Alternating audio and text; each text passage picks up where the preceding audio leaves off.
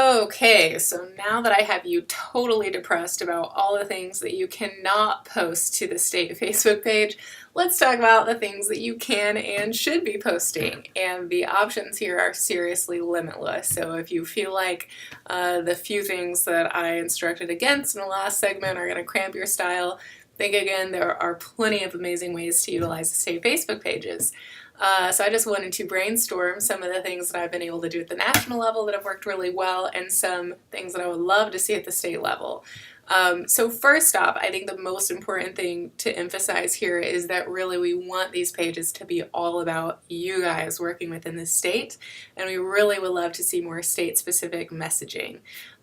So that's just something, to keep in mind. That's really the umbrella of this entire conversation, is we want to be featuring all the amazing things that you guys are doing on the ground, and really the state Facebook pages are an amazing way to do that. So let's start the conversation off right by putting that at the front.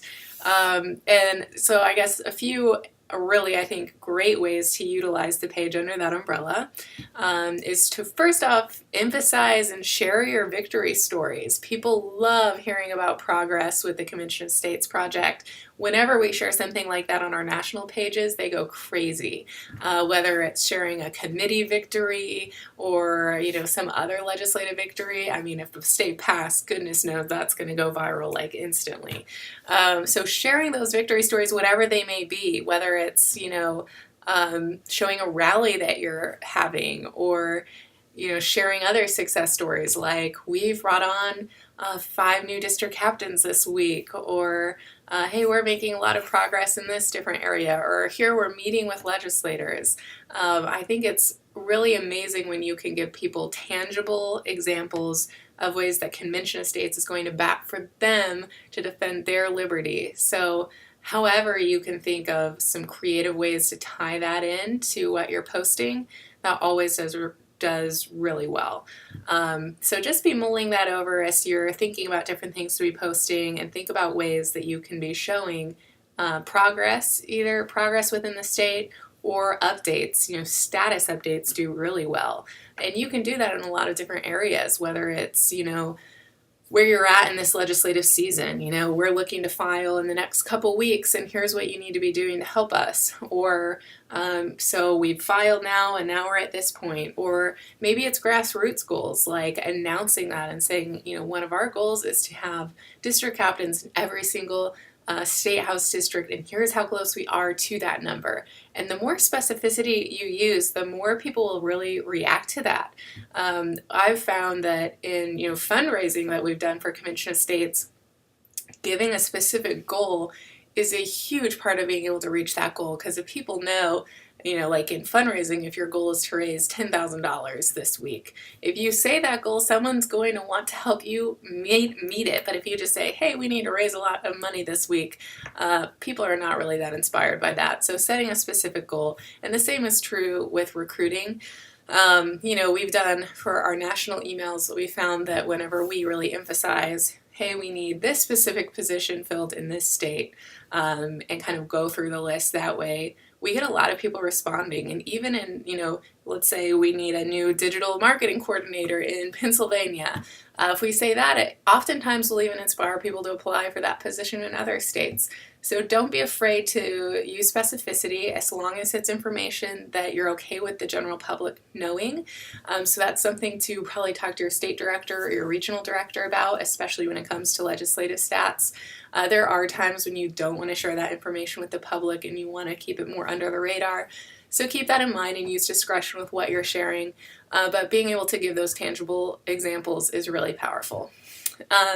The other thing that we do most frequently, I would say, on our national pages is tying Convention of States into the news. And so really that kind of goes back to what we are talking about in some of the other videos, is looking at the news of the day and explaining why Convention of States is the solution to that problem that's seen in the news. And I think the cool thing about the state Facebook pages is this is really an opportunity for you to speak to issues that are most important within your state. At the national level, we address a lot of the more broad topics or things that are trending in the national news. But at the state, you can really get specific. So, if you're a coal-oriented states, talking about the EPA may go over well. Or, Western states, it's maybe the public lands issues and things like that. So just think about, what issues really resonate most in your state, and feel free to really emphasize that. In fact, I would encourage you to. And you can do that by either, pulling stories that you're seeing in other news outlets and then putting them up on our blog. Just make sure that you're always giving credit to them on those blog posts. Or if it's maybe turning it into a meme along those messaging, that's going to do well. Or writing your own blog posts about that issue and then really tying it back specifically to Convention of States. These are all really amazing ways that you can kind of tie Convention of States into the news. So definitely feel free to proactively do that. And if you have any questions on that, feel free to let me know as well. But really, I think some good examples of that is if you look at our national blog, we do that all the time. Jordan Sillers is our staff writer who does that, and he is constantly tying Convention of States into the news, and you'll see how he goes about creating those blog posts and pulling from other news sources. So he may pull a story from Breitbart or CNN or whatever, some other news outlet, and he'll put that into a blog post. We'll give credit to them, and then oftentimes at the bottom he'll give another little paragraph that he's written that really ties back that issue into Convention of States. Or other times he'll just mention a story that's going on in the news and say, this writer at CNN or wherever brought up this important issue, or in the news today we saw that President Trump did X, Y, and Z, and this is really an indicator of why we need a Convention of States to stop actions like these, etc. So that's definitely something to keep in mind. That's a big way to use the state Facebook pages. Some of the other content is really to promote what's happening in your state, and I think that's really one of the most powerful ways to use the page because it's a really amazing way to get out the word about things. So if you have state webinars, if you have meetings going on, calls to action especially, maybe you're doing a weekly newsletter or something that you could put up into a blog post and then on your state webpage, and then share that webpage onto your state Facebook page. That can go over well. Or updates, whether you want to do video updates or post updates on your blog and then share them over. Those are all really amazing things to be doing, and they show, again, that progress that's happening in the state. People go to the page and they're like, wow, this is a really happening team. They have things going on. So those are things we really want people to know about. So definitely share those. And this is kind of an example of why, having you trained on how to manage both the state webpage and the Facebook page is so powerful, I think. Because when you're sharing this content to the state Facebook page, oftentimes you're first going to put it up on the state web page, and then you share it to the Facebook page, and then that becomes your post. So if you're doing a blog, you put it up on your state web page first as a blog, and then share it to your state Facebook page, and then that will send people to that blog so they actually see what you're writing. So if you don't share it anywhere, oftentimes people won't see it. So it's kind of like the 1-2 punch. And then the third thing you can do, which this is getting into another topic we'll talk about later, is to send that out via email as well. So it's the trifecta, in my humble opinion. And then a few other just ideas as we're talking about it is Facebook Live is extremely powerful. I'm going to do a training segment on that later so that you'll know how to do that. But when you're out doing events, Facebook Living what's happening behind the scenes, I think is awesome. Even interviewing other volunteers in your state, you could do. There's a lot of different ways to do Facebook Live. If you follow our national page, you'll see on Thursday mornings, Tamara Colbert, who's our PR director, does a #constitutional coffee where she talks all things Convention of States and what's going on in the news and kind of whatever is hot for that week.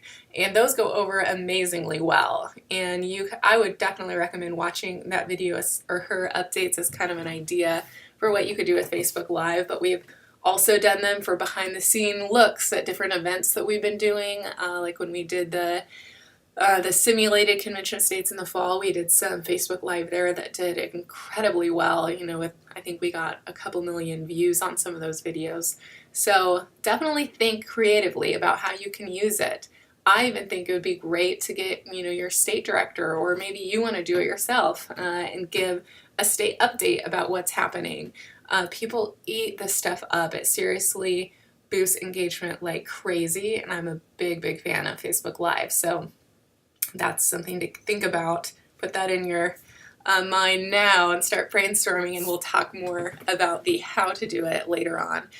Others are posting photos of your team in action. Photos go over very well on Facebook. Again, it's another way of showing that you're out there doing things, and it also gives a face to the movement in your state, which is, I think, another important thing, is putting a face to volunteers. So you could do that by, writing a volunteer spotlight about a particular district captain or your state director. Maybe you want to do bios on all your state leadership team so that people know who they are. Or pointing out, giving recognition to a volunteer who's really going above and beyond the call of duty and telling their story and why they got involved with Convention of States. All that stuff is awesome. You could do that in blog form, or if you're around them, you could do it via Facebook Live. So all sorts of possibilities. And I think, obviously, this is not a comprehensive list, but I just wanted to go over some of these ideas to kind of get your brain thinking about all the different, really cool things that you can do with your state Facebook page to really make it yours. And that's going to be it for this segment, and then in the following segments we'll continue to kind of get into the nitty-gritty about when to post, how we're updating the state Facebook pages now, and some of the best times to post. So we'll see you there.